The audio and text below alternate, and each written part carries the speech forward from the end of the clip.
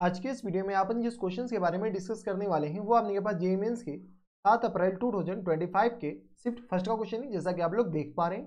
यहाँ पर देखिए हमारे पास क्या दरकार late x1 x2 x3 x4 B geometric progression, ये अपने जीपी में है। 2, 7, 9, 5 are subtracted respectively.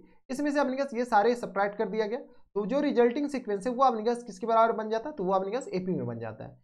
Then the this is equal to, इसका वैल्यू हमें बताने। चलो सबसे पहले अपने के पास क्या बोला गया क्वेश्चन में वो देख लो।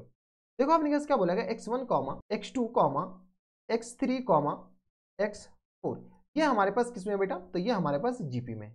कोई इतराज नहीं होनी चाहिए। अब देखो यहां से अपने जीपी में ये 4 अननोन है, x1, x2, x3, x4, यानी तो ये 4 अननोन निकालो। यानी तो अपने जीपी में मानना ही है, तो ए को अपने ए मान लेते x1 को, और ये ए आर स्क्वायर मान लेते हैं x2 को, x3 को अपने ए आर क्यूब मान लेते हैं, और इसको अपने पास ए आर की पावर 4 मान लेते हैं। ए आर की यहाँ से अपने पास ए आर, और माय गॉड ये अपने पास ये नहीं होगा, ये अपने पास ए आर होगा, और कॉमा अपने पास ए आर स्क्वायर मान लीजिए एक्स क्यू को, और x3 को और x4 को अपने पास ए आर की पावर क्यूब मान लीजिए। ये हमारे पास किस में हो जाएंगे, ऑब्वियस सी बात है कि ये जीपी में दिख ही रहा है।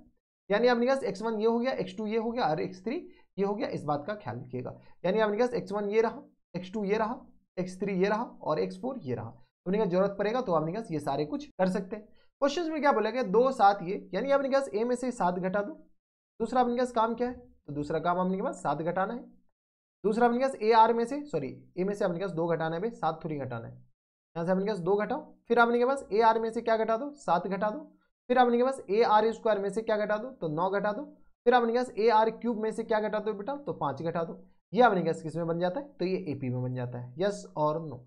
अब अपने जब ये एपी में बन गया तो एपी के टर्म एंड कंडीशन अपने पास अप्लाई होंगे।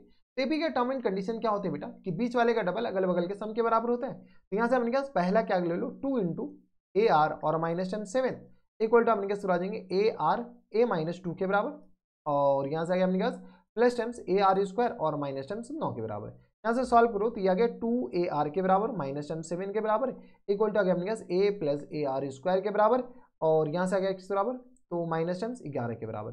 सबको इधर भेज दो तो minus terms a r square हो जाएंगे, हाँ या ना, ठीक है। और प्लस टर्म्स किस तरह आ जाएंगे, तो 2 ए आर के बराबर, और माइनस टर्म्स अपने से बताओ तो किस तरह आ जाएंगे, तो इक्वल टू अपने के पास, सॉरी माइनस टर्म्स ए के बराबर और इक्वल टू किस बराबर हो जाएंगे 11। इधर जाएगा तो अपने किस तरह आ जाएंगे माइनस टर्म्स 7, 3, 10, 7, 4, 11, यानी अपने पास माइनस टर्म्स 4 के बराबर।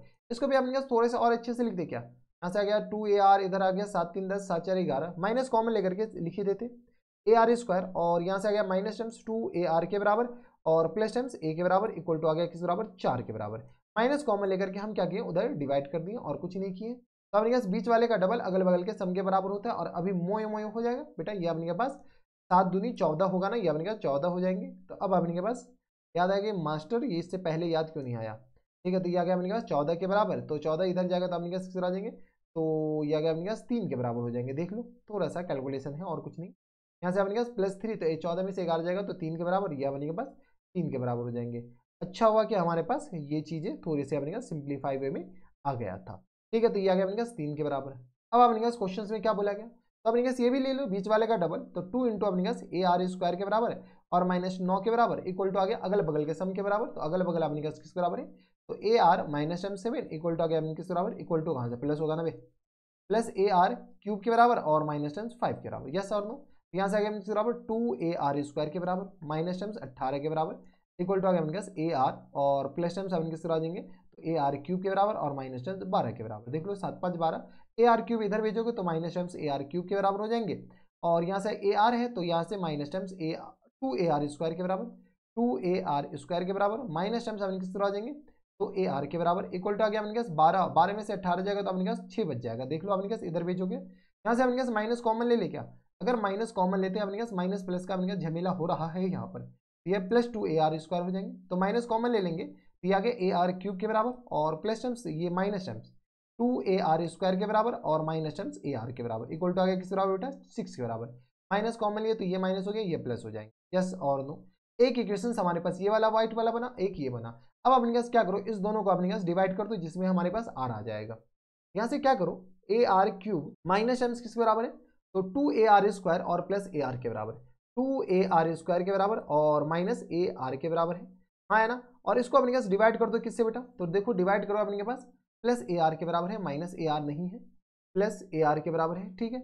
और अगला अपने पास इसको इससे डिवाइड करते हो तो ए आर स्क्वायर के बराबर, और माइनस टर्म्स अपने पास 2 ए आर के बराबर, 2 ए आर के बराबर, और प्लस टर्म्स अपने पास ए के बराबर होगा, आई थिंक देख लो, प्लस टर्म्स ए के बराबर इक्वल टू आ गया अपने पास बराबर।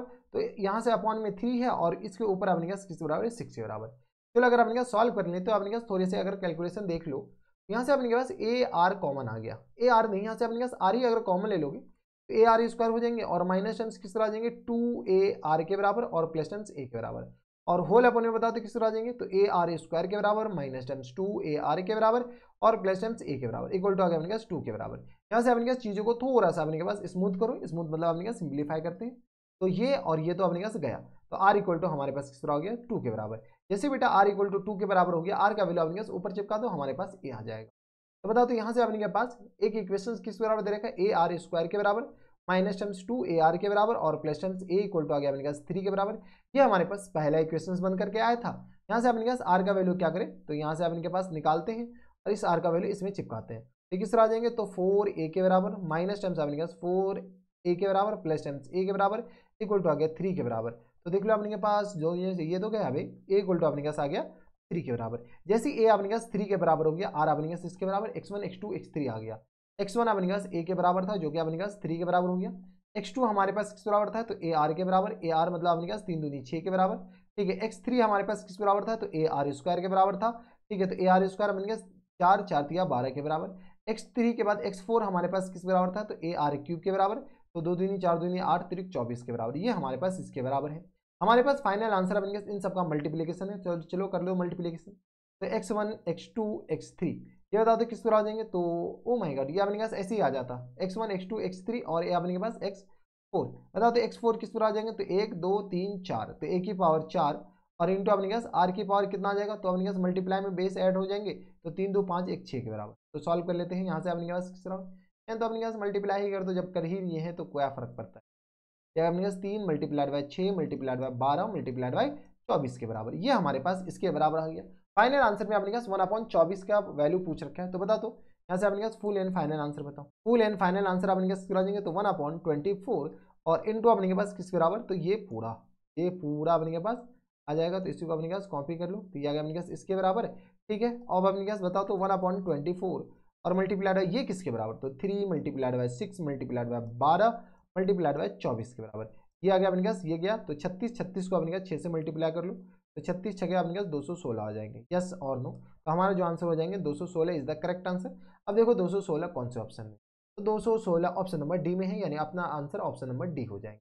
तो अपने पास थोड़ा सा ध्यान दीजिएगा, आसान सा क्वेश्चन था, बस अपने पास जैसे जैसे बोला गया वैसे वैसे करते जाओ। यहाँ पर अपने पास आर निकालने में थोड़ी सी दिक्कतें आ सकती थी कि अपने पास हमें कैसे पता चले डिवाइड निकालना है, तो हमें ये पता चल गया था कि अपने पास यहाँ पर जो आर है ना वो अपने के पास देखो अगर आर कॉमन लेते तो सेम फंक्शन बन जाता, इसलिए हमारे पास आर आ चुका था। तो बस यहाँ पर अपने पास थोड़ा सा कॉम्प्लिकेटेड यहाँ पर था, बाद में की तो आसान था। तो ये थे हमारे पास जेईई मेंस के 7 अप्रैल 2025 के शिफ्ट फर्स्ट का क्वेश्चन था, आसान सा सवाल था, बनाया जा सकता था। तो बस इतना इस वीडियो में, मैं आपसे मिलता हूं नेक्स्ट वीडियो में, तब तक के लिए stay happy stay healthy and good bye.